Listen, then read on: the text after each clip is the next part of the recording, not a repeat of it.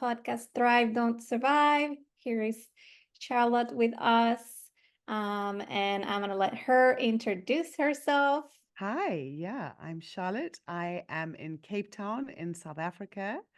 I am a well-being coach who really works with working mums to support them in building their resilience so that they can manage the stresses of life, so that they are able to I love the idea of riding the waves of life calmly, confidently, peacefully, so that they can build great relationships, be successful in their work, look after their own well-being, but all physical, mental, emotional, social, spiritual, and really just find a bit more joy in this busy season rather than living it kind of overwhelmed and stressed out and almost longing for it to be over.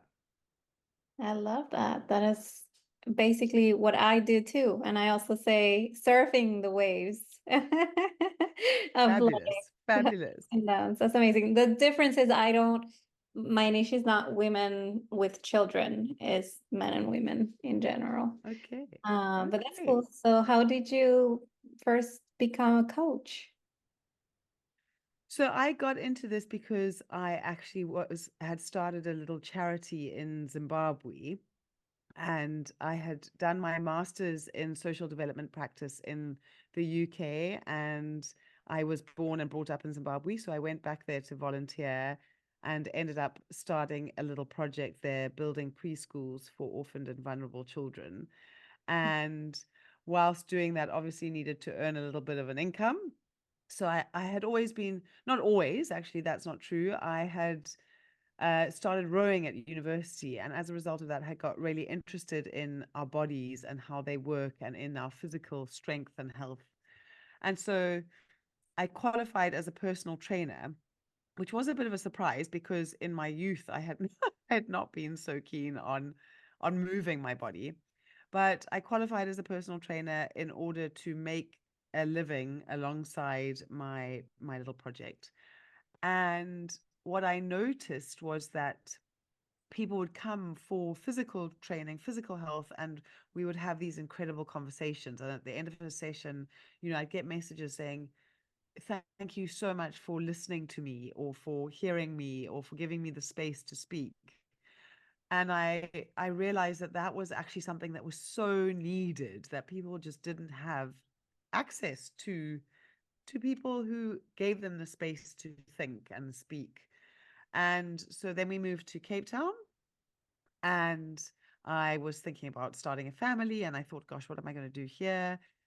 So I did my life coaching qualification, and then I started to look at, what is this relationship between our physical well-being, our emotional well-being, our mental well-being, how they're so inextricably linked, and we can't separate them into these silos of this is one, this is the other. And so that has been my journey as I have gone through my own process. And then as I've been working with clients from that kind of personal training, physical aspect, all the way through now to how do we work with all areas of our well being so that we can absolutely find joy and find peace and really be unstuck, as you say. Exactly. Yes, I think the physical part we don't even know. I didn't even know it was a part of the well-being. Like in my house, it wasn't we weren't brought up as, the sports people. Like we didn't do any exercise. It wasn't like a priority. It was like the smarts, the brains. We have to exercise the brains and be smart and be, cultured and all this. And with also my certification as a coach and kind of COVID, um, of being alone and not having the interaction and all that, like I went into the physical exercising, and it's so related to our mental health, and it's the same as like the gut, what you eat. So that's so interesting, and that's so cool that you went from the physical and the training to being a coach. And so how was your transformation from that process?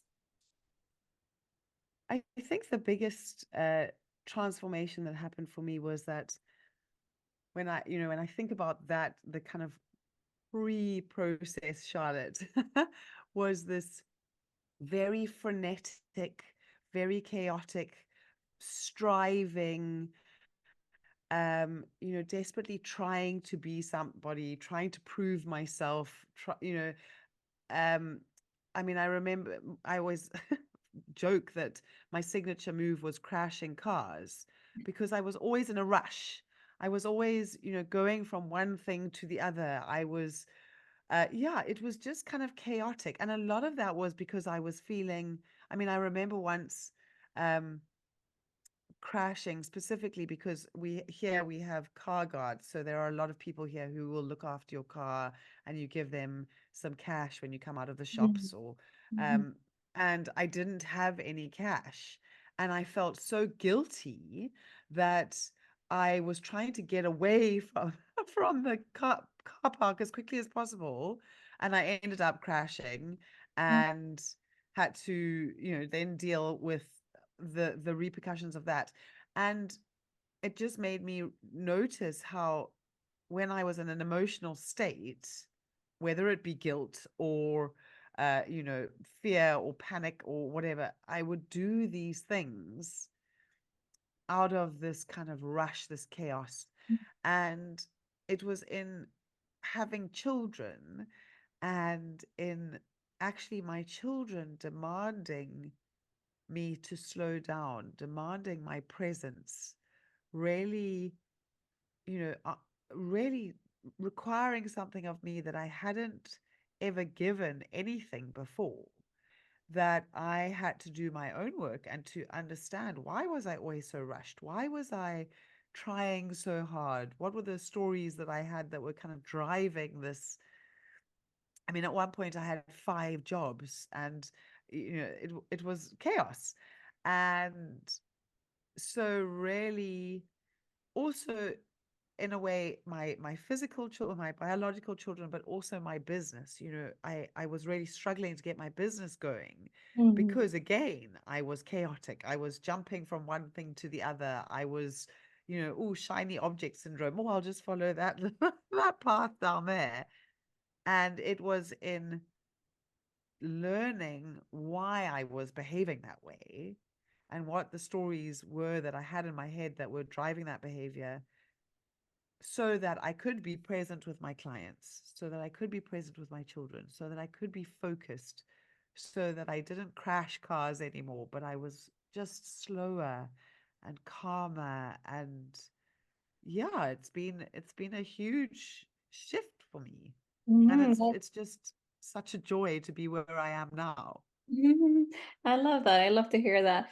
I think I can relate to that so much. And recently, I've been noticing from people that aren't as emotionally regulated how every task is a struggle, is I'm desperate. Like I don't know, there's the soaps that just um fell off the floor, and then it's like, oh my god, and like everything is so fast and so desperate, and it's like even like as simple as doing the dishes, or even like driving, and it's like when you're not there, when you're not regulated, everything is chaos, everything is messy, and you're not present, and you forget things, and you stop when you still had stuff to do, and you're not there. And it's so interesting how the opposite of what you just said, the opposite of that is being present. And that is exactly it, right? It's like when you pause and you enjoy the process. You enjoy, it's not about getting there fast, fast, fast, and you know, what am I doing? And I'm desperate to have be success and be where you're not. It's like, okay, I right now I need to do the dishes. Right now I need to pick this up and put it back where it was. And so when you're present, it's not as hard, and you're not as desperate, and you're not like, ah, frustrated. It's like, okay, this is what I need to do right now, and that's fine. And to me, that was automatic. And I think for me, it was I used to be like that as well. And then it was like all the mindfulness, meditation, breath work, all of this plus understand, like all the tools that understanding things and learning about tools and working out and all these things make you just be somewhere you've never been, and it's so blissful. So yeah, that is very Absolutely. interesting that you said that. That reminded me because that just happened last night with my partner, and I was like, wow, I Mm. didn't know this was also a skill of being emotionally regulated. So, And I think, everything you're saying about, um, you know, that calmness, that slowness, not making the mistakes. One of the things that that my clients always tell me all the time, oh, I don't have enough time. yes. And my answer to them is, what I want you to know is that you have enough time. Hmm. It's that you are doing things. Your behavior is actually stealing your time, rather than that the fact that there aren't enough hours in the day, or that you've got so much to do. It's Yes. exactly that. It's the fact that you are making mistakes, or you're forgetting things, or you're dropping something and you now have to clean it up, or you shout at a child and then you have to repair the relationship, or those things that take up time because of the way that we are outwardly expressing that unregulated emotion. Exactly. And when we figure that out, oh, it's almost like there's this like penny drop of, oh, I can have more time. It's amazing. Yeah, and it's like a switch of like changing your attitude towards it. It's so like easy, but it's hard to get there. It's hard to understand that that's where like what you need to do. That's so interesting. And so tell me a little bit more about what you do with moms and why you chose to work with moms. So I think probably easiest to answer the second question first is that I obviously am a mum myself, Hmm. and it is my children who have been my greatest teachers on this path, and the reason I think why I have taken my journey and done the work. And I think that what is so exciting about working with mums is that I get to we get to have intergenerational impact. I'm not just impacting her, but I'm impacting her children as well, because when I see a mum in the car park at school losing it with a child because she's so frustrated and she's so stressed, and she's just got this kind of volcano erupting, I'm feeling for her, and I'm feeling so much for that child, and what is the impact of that on that child. And so I got into this because I mean, I think that this is how it works. I really believe, it was my journey. And the more clients started coming to me, the more I started to see that they were often coming for career support, or whether it was around losing weight, or, you know, they were all working mums. They were all mums who were dealing with this juggle between my work life, my home life. Who am I?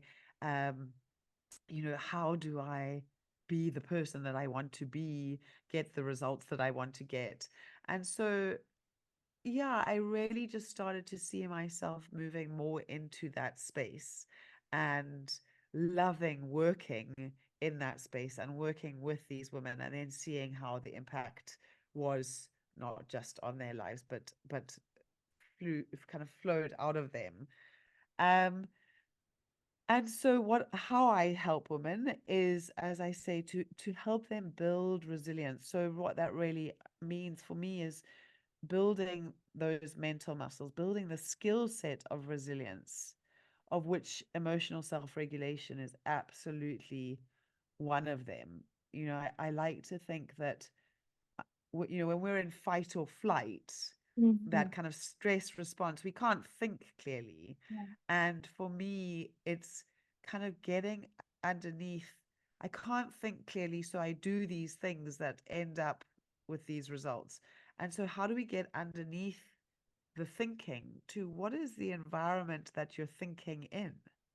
If Hmm. you're thinking in a stressed out, anxious, chaotic environment, both in your head with all of these, I love the idea of bees swarming around your head, or in this chaotic kind of physiological environment, Mm. it's really hard to think clearly, to make decisions, to be innovative.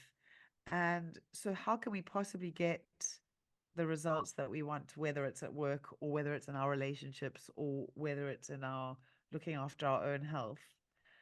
And so, we really go down into that. What is happening underneath my behavior? I Mhm. think so much emphasis is put on how do I change what I'm doing so that I get the results that I want. But when we go underneath, what is the thing that is causing that behavior? Exactly. then we can then we can start to change the behavior, and then you start to see that kind of freedom from that stuck place, that freedom to actually go out and be the person, live I mean, it sounds so cliched, but really be the person that they want to be, Yeah. the person that they would give themselves an A grade for. I love that idea of, I want to be this person who I would give myself an A for. And Yeah. that is the person that we build towards. So powerful. And I think, yeah, that's so important to break the cycles and to just like be better for next generations and those kids and actually those things that they are holding and resisting and that they don't know that is the cause of their behaviors comes from how they parent like the parents their parents treated them, which was the way they treated back then, and then they have to heal and stop resisting all of these things in order to break free and not do it to again to their own child. And that's so interesting. I'm not a mom, but I think I want to be, and it's very scary. Like I don't want to, I mean, I do the work and I healed all the things and I know what I don't want to do and I know what I do want to do, but it's so hard when it's happening, right? It's like you're single and then you have a partner and then all your triggers are up. And then I feel like it's kind of similar with kids. It's like all of these things just pop up. And like for us, that women that don't have kids, sometimes it's so scary to think about, wow, am I gonna do all these things to my kids that were done to me? And how do I manage being like sleep deprived and working and like doing all these things and my partner and like not, like taking care of my partner too and like all these things together and not be the complete worst version of myself? How would you like give me an advice about that? I absolutely think you've hit the nail on the head in that when we have children, all of the things are triggered. I mean, it's been a really interesting process. I remember I was a bridesmaid at a wedding 6 days before my son was born.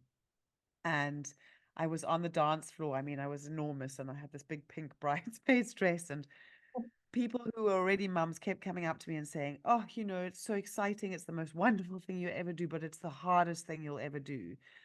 And I kind of was like, "Okay, yes, I know I'm not going to be able to sleep much." And I mean, I had no idea, really. um, and I think the hard part of it is, I mean, there's huge responsibility. There is this responsibility, and we what I think is so difficult is that we want to be the best mum, the good mum, the perfect mum. And I think, looking at the women that I've worked with and looking at my friends and looking at women that I meet on a day-to-day basis, we all have this story about needing to be good, about needing not necessarily perfect, but good. I've got to somehow be the good mum, Mhm. and I've got to be the good employee or the good manager or the good daughter. And we it is harder to be good, I think, when you have children, because also children tell you when you're not being good or when they think you're not being good. Right. And so I think a lot of it is this idea of doubt, like, oh, that child just told me I'm the worst. You're the worst mom ever. I mean, I get it all the time. You're the worst mom ever. And it's only in knowing exactly who I am and being completely certain in who I am, in knowing that I'm doing the best thing for them, even when they don't like it, Mhm. that I don't get triggered. Mm. And that for me was the work, was in getting to know that I am absolutely certain and steadfast in who I am, whether it be with my children or with my husband or in my work, because then I was able to surf that wave. If a wave came at me that told me I was the worst mum, or I've forgotten that it was World Book Day and I haven't dressed the child up, or a client sends me an email and I've done something wrong, because I'm certain in myself, I can say that's okay. Okay, I made a mistake. That's the part, the resilience part, is being able to say, wow, I made a mistake, but it doesn't define who I am. Yes. And I think that my children don't define who I am. And that makes it less triggering, because when something bad happens for them, or they behave badly, or they are losing their cool because they don't know how to emotionally self-regulate, because I am so certain, I can be steadfast for them. And that's actually, I believe, the best gift that I could give them. Of course. That is And so. so, doing that work, I think in being that for me is the kind of underpinning of resilience, is I can stand firm and ride the wave because I am certain of me. Of course, yeah, that's so important. I also teach that to my clients, to really know themselves, and so their self-worth is into what they know about themselves and not what other people think, or the mistakes they make, or anything that's outside of their perceptions of themselves. And the confidence comes from within, and that's so important. And I've never, connected it to also motherhood, because for me, in my experience, women are so guilty all the time. It's like your child is having a tantrum, you're a bad mom. You didn't educate your kid well, like they're brats, and it's always your fault. And if it anything that happens, it's always your fault. So there's so much guilt around it, and it makes so much sense to put your confidence and your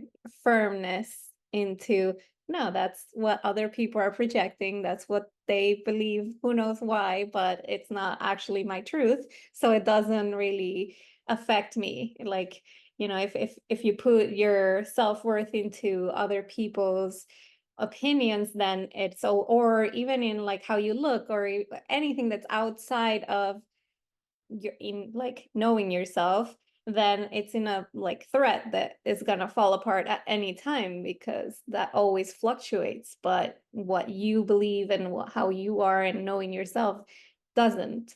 So that's really good advice. Thank you for that. And so how can you give me more tips or tools into being a conscious mom, and like being taking care of yourself while being a mom, as a coach and as a business owner and as a wife and as a mom? Like, how do you cope, and what are the tools? I think that one of them is really getting to know what you need. I Mhm. think so many women, let alone, not just mums, but women don't know what they need. Yes. And I think that when we have unmet needs is when resentment kicks in, Mhm. when anger, arrives, and when when you're a mum and you are trying to do what happens for mums, I think, as well, in this being the good mum thing, is that we try to do everything. So especially now in this generation where we are trying to have careers and be a mum, and I kind of feel we're still dads are stepping up to the plate a little bit more now, but we're Mhm. still kind of in that generation where dads are go to work. They still go to work and then they come home and there's almost this expectation that we are still holding the load. I mean, you think about birthday parties, who organizes the birthday party? Generally, it's the mum, and the presents and the guest list and the and the cooking and not in every household, and it obviously differs Yeah. between households. But I think that it is in knowing what you need and also in being able to ask for it. I think that for some reason, asking for help, asking for what we need is hard. Mhm. And there's almost this kind of, well, I shouldn't have any needs, or I shouldn't, because I should be able to do it all. Why would I have to ask for help? I'll never forget, I kind of had this big aha penny drop moment for me when my husband once said to me, I think that you should just go away for a weekend on your own, which was wonderful. And he offered this thing, and I thought I couldn't think of anything worse for me. Oh. And then I was trying to figure out, I was like, but there is something that I need and I can't figure it out. And it took me a while. And eventually I was like, all I need, all I am longing for is a weekend in my own home on my own. Mm. And I suddenly was like, I couldn't think of anything better than a weekend in my own home on my own, in my own space, to read a book or to watch something that I want to watch, to go for a run, to wake up in the morning when I want to wake up, in this space that I very rarely have to myself. And Mhm. it was the most amazing weekend. Mhm. And they came home and I had cleared out the store cupboard and I'd done all sorts of things that I never do. And I just had that space. I Mhm. didn't need to go to a hotel or anything. I just needed that space. Not everybody needs that. Maybe people don't, but I would say that most most moms would love that. Yeah. But it was just, the other thing that I needed from him was for him to do things with me. So he saw it as, if we divide and conquer, we'll get through things quicker and then we can start the evening earlier, or whatever the case may be. Right. And I was saying to him, let's do things together, because what happened was, when we divided and conquered, he would have finished his things and I'd still be doing my thing, and he'd go and have a beer on the veranda, And Yeah. I was like, why am I still working? Mm. And so, it's knowing, what do I need, and also then having the confidence to ask for it, or the confidence to set the boundaries. And I think that setting boundaries is really hard for us, again, when we don't know who we are. So Mhm. we've heard this message: setting boundaries is selfish. Mhm. Saying no is selfish. You can't say no to your children. You can't say no to your parents. Yeah. You can't say no to your boss. But actually, setting boundaries is really important. It creates a safe space for everybody. Mhm. Then everybody knows where they stand. You have more capacity because you're not trying to add another ball to your juggle. Right. And everybody knows where kind of where their space is and what they can get from you. And so, I mean, those are just a couple of examples of things that we can do. And again, doing those things comes with understanding, first of all, why we find it hard to do them. Mhm. Like digging a little bit deeper. What is it for me? Because we're all different. We Yeah. all have a different story. But why is it hard for me to ask for help, or to Mhm. set a boundary, or to get what I need? Yeah. And I mean, I also, when I think about boundaries, I feel like the first person that we should set boundaries with is ourselves, Mhm. because I think that we are so driven by our emotions. And when you start to notice, ooh, that is pulling me away from doing this thing that I know I need to do, or I'm struggling to be present here because there's some feeling that's drawing me away. When we Mhm. start to set boundaries with ourselves, that's a really good practice Yeah. for when then we can start to set boundaries with other people. Totally. Yeah. I always say that setting boundaries, people actually will end up respecting you. And the people that don't is the people that actually take advantage of you not having boundaries. So yeah, I think that's key to everything. Like it's so interesting how before it was like you can't say no, you can't set boundaries, you're being difficult, you're selfish, what are you doing? But no, it's actually self-care. It's and also setting boundaries is not about controlling the other person, it's about you deciding which situations you want to be in or not. It's more about you than other people, and sometimes you can negotiate ways of communicating and things like that, but it's not about controlling the other or the situation or the other people. It's more about like what do I feel good in or not, and then removing myself from the situation or trying to negotiate. But yes, so that's also something that people don't understand. They think it's like, oh, so now you're gonna micromanage the way I talk, now you're gonna micromanage the way we do things, and it's like, no. It's about me. And yeah, some people take it personally when it's actually not. But yeah, that's very good and that's very interesting. And why would you say, because you said it, and I've had clients like this before as well, that are moms and they lose themselves and they lose their personality and they lose the drive, and they their life is about their kids. And so why do people do this, and how would you say, and like what's the advice to not get there when they have kids? I think that that happens when people, again, it's going back to that identity Mhm. idea or concept. If if I don't feel confident and secure in my identity, then almost not projection, but if I make sure that my child is successful, if my child if I don't feel like I've achieved enough, perhaps, and if my child achieves, then I'm worthwhile because they've achieved. Mm-hmm. It's again that story of like, if my child is throwing a tantrum, there's something wrong with me. Mm-hmm. And I think it is that idea that, I don't necessarily feel like I was successful. Mm-hmm. And so I put this pressure on my child to be successful because if they are successful, it means that I am of value. And I think that that sometimes happens, um, in that we, yeah, we project this need for them to achieve, because we don't feel that we have necessarily done enough or been enough, or we're so desperate to prove that we're not a failure. Mm-hmm. And so Very interesting. I will now put my whole being into making sure that you succeed, Mm-hmm. because then I will feel,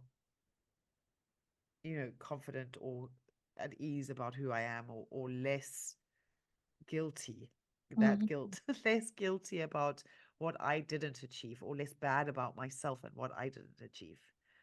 Yeah. And, again, it's that identity. If your whole identity is wrapped up in what your child does, what happens then if your child one day turns around and says, Mum, I actually want to go and do something completely different?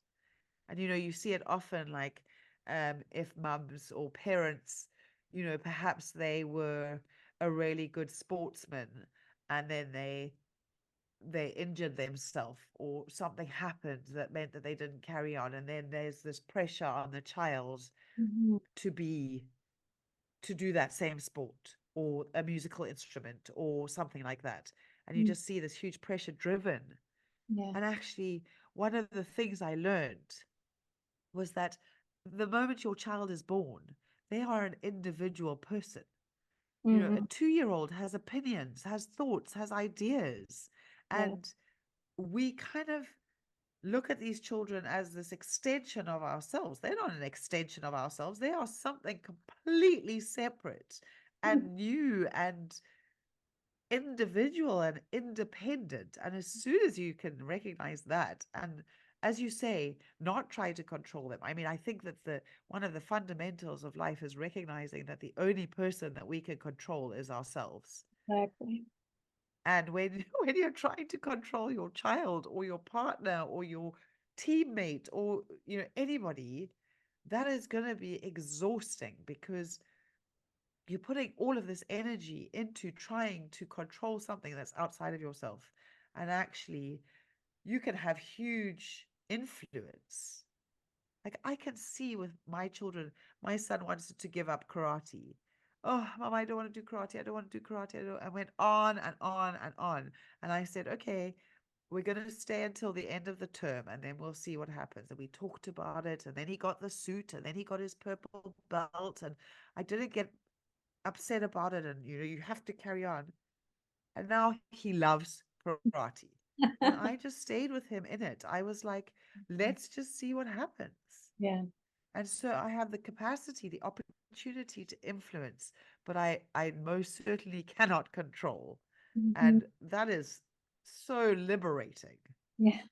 But it's only really liberating when we don't have the need to control because we don't need them to be us. That makes sense. Wow, that is so interesting. I've never seen it that way. And also, what would you say to those people? Because right now there's like the people that are like into the conscious raising, and then there's the people that are against, and they're always like, yeah, but then if you let your child be anything, then they're gonna be insane and brats, and they're gonna become like I don't know how to say it, like controlless, like you can't or rebellious or anything, which I mean, I have an idea. I think that when you let them, they're gonna have less resentment and they're gonna be less bad, right? But I'm not a mom, so that's just my 2 cents. So I'm asking you the question. Well, I think that that is exactly the point of the boundaries is, you know, and I'm putting boundaries in place to keep you safe. It's my job to keep you safe. So, I mean, my parents were amazing. I mean, I remember coming home at about midnight one night when I was at university, and I lived at home when I was at university. And my dad said, "Oh, why are you home so early?"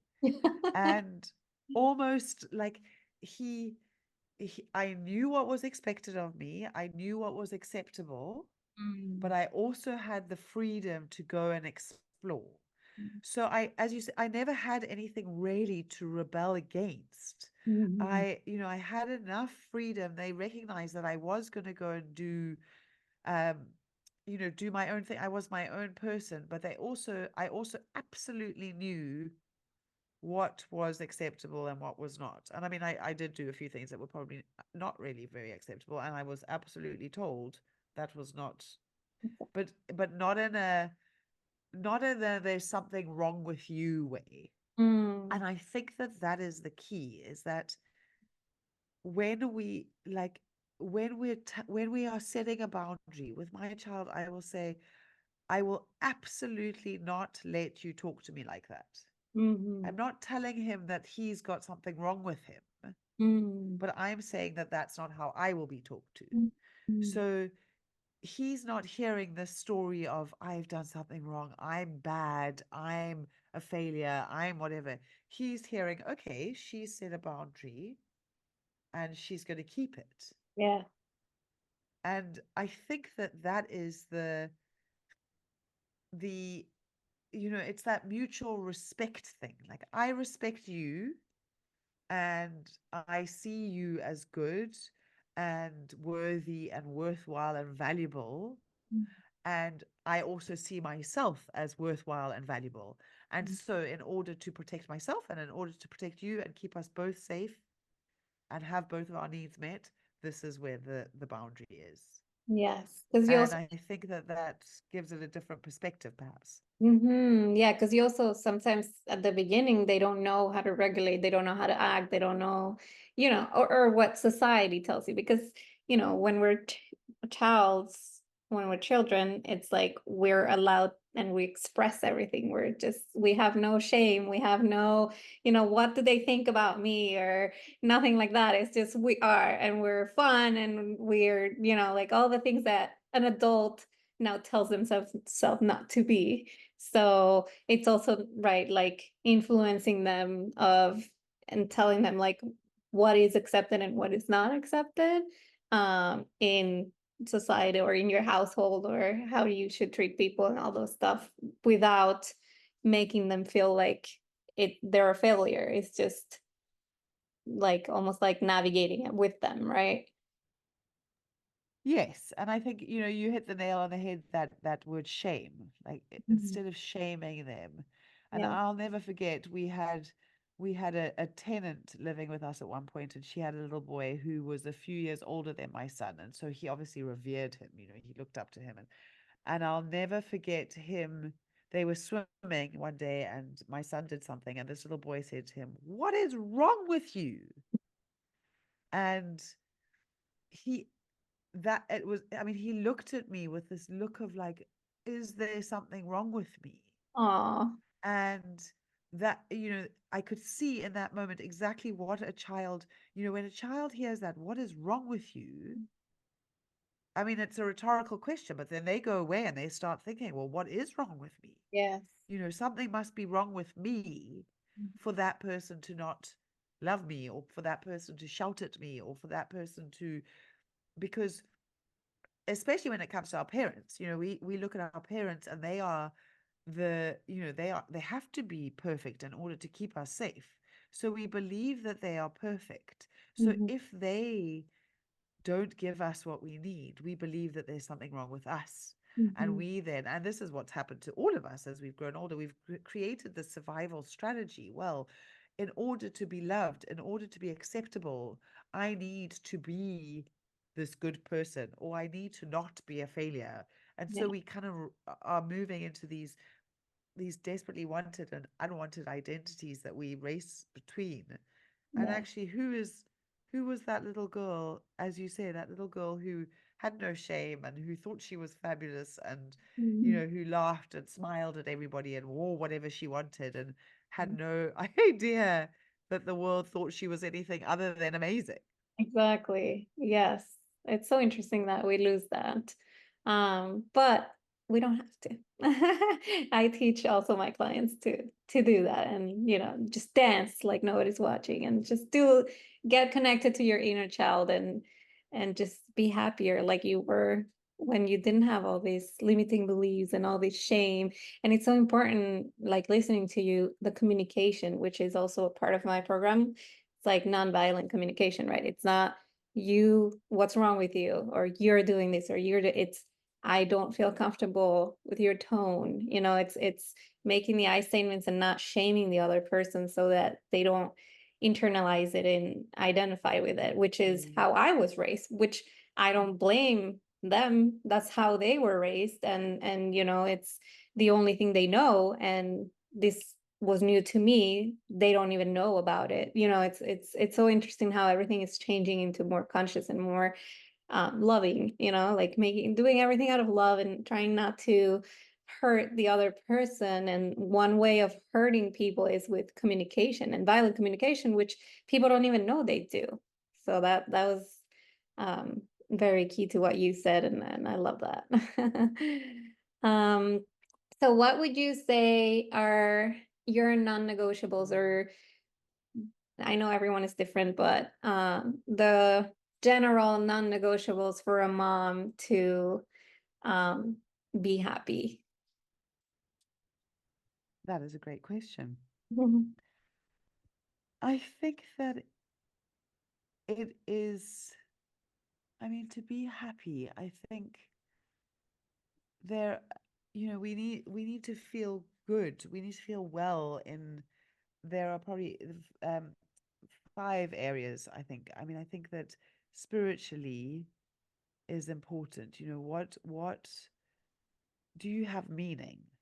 Mhm. Is there some kind of meaning in your life? And I think outside of your children, is there some kind of meaning? Right. That not getting lost in your children. Mm. Excuse me, Graham. And so is that meaning, what gives your life meaning? Mm. Because one day the children will leave home. And I think that exactly what you're saying happens is that people get lost in this season, but these children are going to leave home. And what is it that drives you? What is it that motivates you? So I feel like there's a kind of, that spiritual element of it. And then physical, looking after your body. Yes.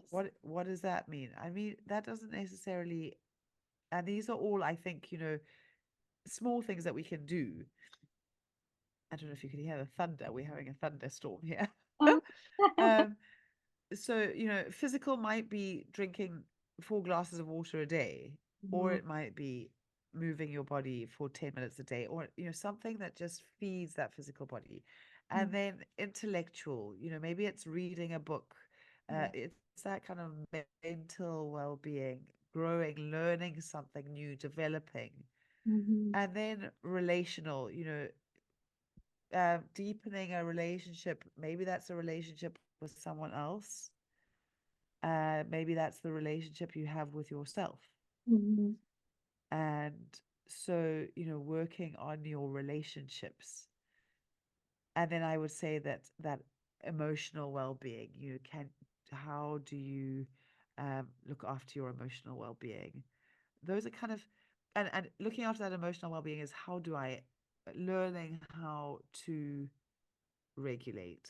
I mean, I think actually that is the fundamental key, because we can actually do all of the other things when we have learned how to regulate, so Mhm. that we can choose how we behave, we can choose what we spend our time doing, or we can choose how we engage in relationships, we can choose what books we read or what exercise we do. We can't do that when we are run by our emotional brain that's telling us, oh, I really just don't feel like it today. Exactly. Like having more clarity, even for like changing your life and building a life that you actually like. That is so Absolutely. powerful and so true. Well, thank you so much for being here. This was a great conversation, and everything you said was so powerful and so true, and I love it. And I'm sure that all the moms here are gonna be so happy to hear and to let like the guilt off their shoulders and the control, because that's what people think they should do, control their children. So this was so fruitful, and I'm so grateful for you, and thank you for being here. Thank you for having me. I've loved it.